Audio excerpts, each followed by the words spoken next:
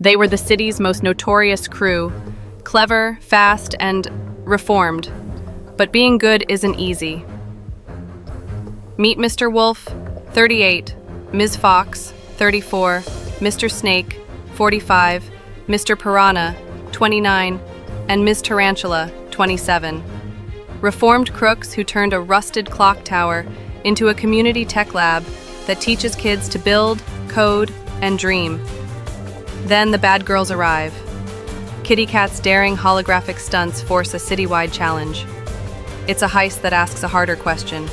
Can spectacle become school? What follows is a wild contest of gadgets, ethics, and heart. Kids learn, crews clash, and a community decides what good really means. The Bad Guys 2, a heist-turned classroom. Watch now. Build better. Please subscribe for more videos and comments below about your opinion. Mr. Wolf, age 38, charcoal gray fur, had always carried the polite shadow of a former outlaw in his smile. On an early autumn morning, the city glittered with neon delivery drones, glass trams, and the soft hum of rooftop gardens. The bad guys gathered beneath an old clock tower where vines tangled with rusted gears, sharing coffee and quiet promises.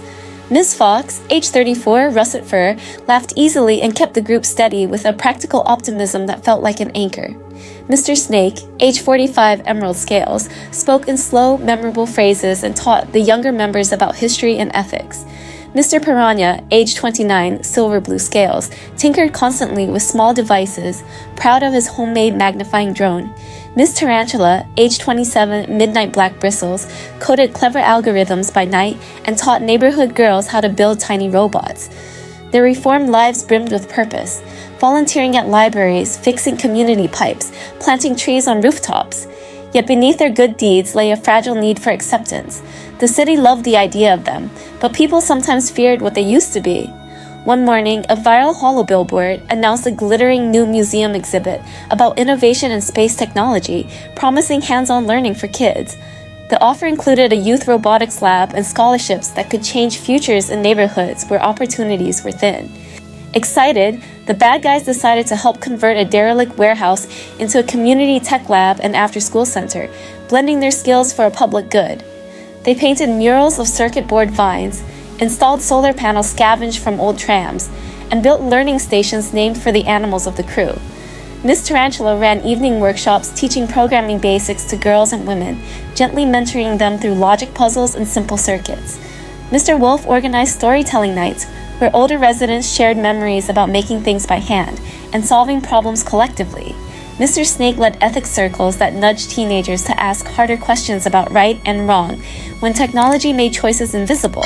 Mr. Piranha engineered low-cost microscopes and 3D printed plant humidity sensors so students could design neighborhood microgardens.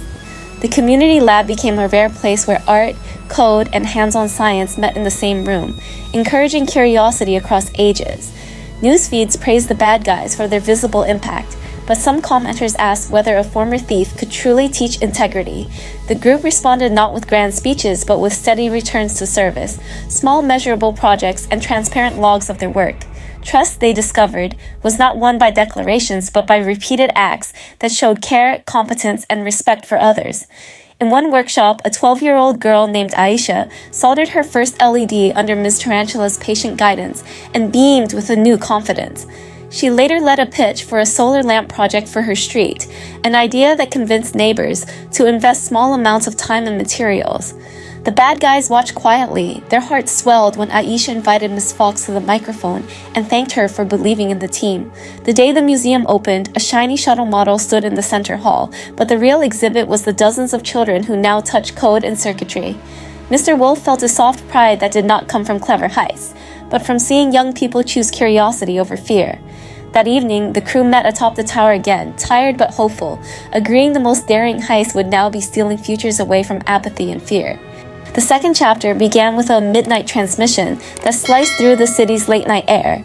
A chilled voice on a hacked public frequency listing a series of impossible heist targets. At first, the message was intriguing, a cinematic taunt that delighted conspiracy boards, but its signature revealed something more, the work of a precision crew with style and dangerous charm.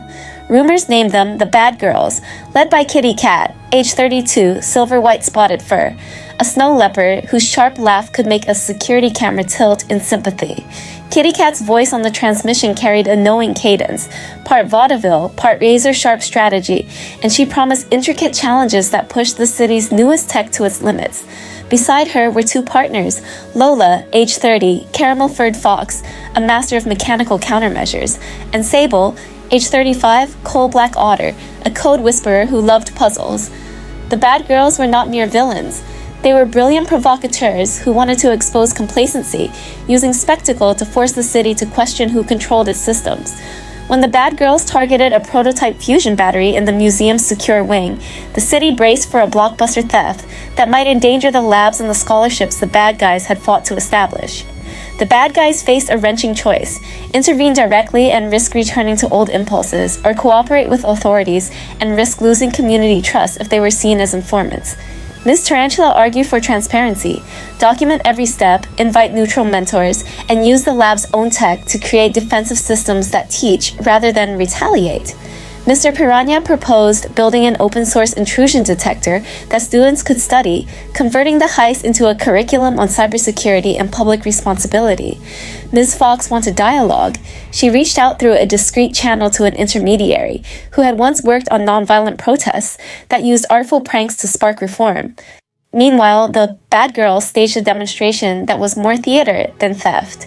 Holographic replicas of bank vaults and drones that painted temporary murals across the skyline. The city watched as the Bad Girls danced around moral gray areas, forcing civic leaders to clarify the lines between protest, performance, and crime. Kitty Cat's plan, however, hid a softer motive: a desire to redirect massive private funding toward public education after watching entire neighborhoods fall behind in a tech-driven economy. Her tactics were reckless and illegal, but they sprang from a place of rage against inequality, a motive that made the bad guys hesitate to label her simply a criminal. To resolve the crisis, the crew proposed a daring alternative: a public challenge where the bad girls and bad guys would compete to design the safest, most inclusive prototype for communal power. The contest would be judged by children, community scientists, and an impartial panel from the museum, with prize funds directed to scholarships and local makerspaces. The Bad Girls accepted at first with smirks that masked guarded respect, and the city agreed to watch the spectacle, which promised education disguised as entertainment. For weeks, both crews taught and learned simultaneously. Ms. Tarantula led workshops about encryption, while Sable taught persuasive storytelling with data to neighborhood women. Students learn how algorithms can reflect bias, and how engineers must ask humans the right questions before building solutions that touch lives. Aisha, now older and braver, co-led a girls' team that prototyped a foldable solar lamp that lit paths to school and signaled communal safety through an open protocol.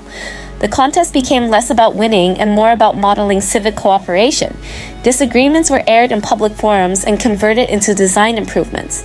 At a press event, the Bad Girls revealed a modified fusion cell that ran silent and safe, and Kitty Cat explained how she had hacked proprietary designs only to make them open and teachable.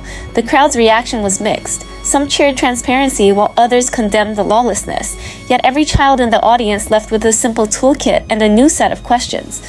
By the contest's end, the city had not erased its fractures but had created an arena where technology and ethics could be practiced together without secretive elites. In the final chapter, the city gathered in the refurbished museum auditorium where students, elders, engineers, and artists filled the seats like a tapestry of lives and languages. The bad guys and bad girls shared a stage under warm lights, both sides wary but curious, each carrying visible scars and badges earned through hard choices. Mr. Wolf began the evening with a simple confession about past mistakes and a promise to keep learning. His voice trembled, but steadied as the crowd listened. Kitty Cat then stepped forward, removing a sleek mask to reveal eyes that had learned empathy through hardship. She described neighborhoods where children fixed bicycles with stolen tools when no shop would help. Miss Fox read a letter from a young woman who had attended Miss Tarantula's workshops and later enrolled in engineering classes, crediting the open lab for changing her path. Mr. Snake guided a contemplative moment showing how stories of failure can educate better than lectures because they teach nuance, resilience, and the language of repair. On stage, the teams unveiled collaborative projects, a community-controlled microgrid, an accessible app that visualized energy equity, and a sunlight mapper that helped plan rooftop gardens.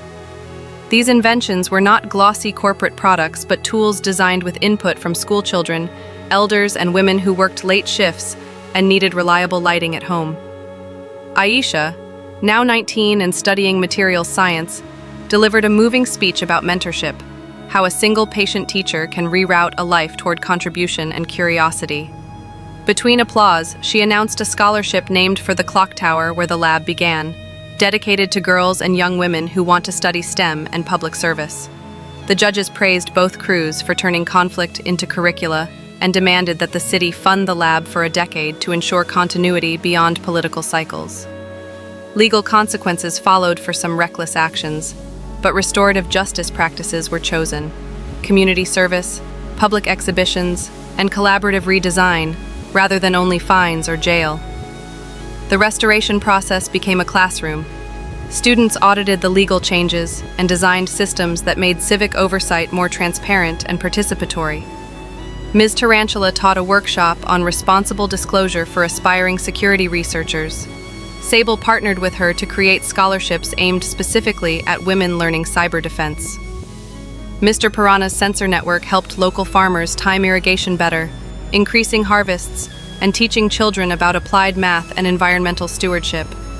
The narrative's emotional core lay in everyday acts: a neighbor trusting a once-feared wolf to water cucumbers, a teenager choosing community lab hours over quick gains, a teacher integrating real prototypes into classrooms. Parents reported children asking different questions at dinner about systems, fairness, and whether technology should ever be used without consent. The film closed with the crew on the clock tower roof under a curtain of bioluminescent panels they had installed together, the city's skyline reflecting their small, steady lights. Mr. Wolf looked at each friend, girls and women among them who had taught, led, and refused to be sidelined, and felt that redemption was less a single moment than a long series of honest choices. Kitty Cat, leaning against the rusted gear, whispered that she had wanted more than spectacle. She wanted a city that could teach itself to care, and now she saw the first seeds. The final shot lingered on Aisha soldering a tiny heart-shaped LED into a palm-sized solar lamp, her hands steady, eyes bright with the future she was building. The closing narration invited audiences to imagine their neighborhoods as labs of learning, where mistakes are recycled into lessons, and where girls and women shape the next generation of inventors. It was a hopeful ending that refused easy answers, teaching viewers that technology multiplied the power of compassion when paired with ethics and community stewardship. Above the clock tower, a small drone released paper seeds with QR codes linking to open lesson plans. Children ran below, scanning and laughing as knowledge began to spread. The movie left audiences inspired to act, to teach, to build, to listen, and to make room for others to change, reminding everyone that a better future is crafted together through steady, educational steps.